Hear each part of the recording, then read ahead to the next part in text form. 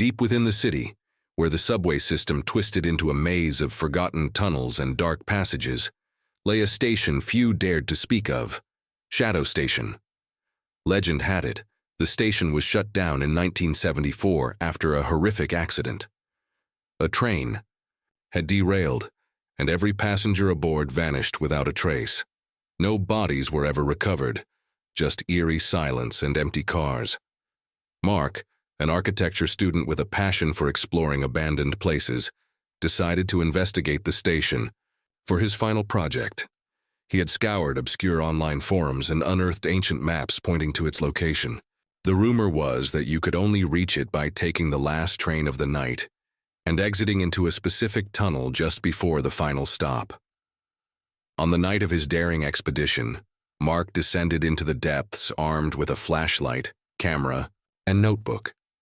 He slipped through a rusted gate he had discovered days earlier and began navigating the shadowy corridors.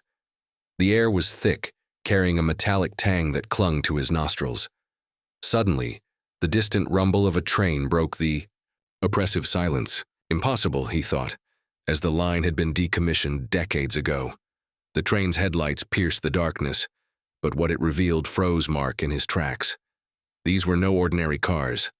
The windows were pressed with hands, desperate and clawing, and the faces behind them were pale, with sunken eyes and mouths agape in silent screams.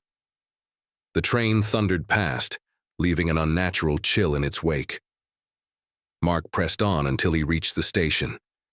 It was eerily preserved, as if frozen in time. Dust-coated benches, ancient tickets scattered across the floor, and faded posters advertising movies from 50 years ago.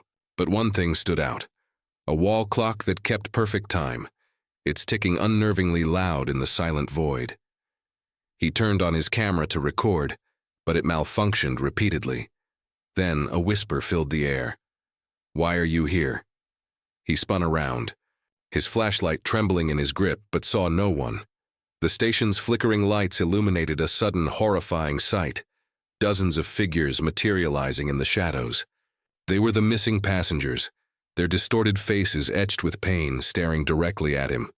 Panicked, Mark bolted down the endless corridors, but the whispers grew louder, merging into agonized screams.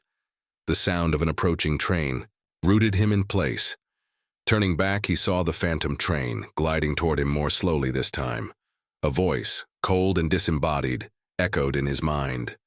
"Join us. There's always room for one more." Days later, Mark's camera was discovered near the sealed gate. The footage was riddled with static, but the final video captured his screams just before the train reached him.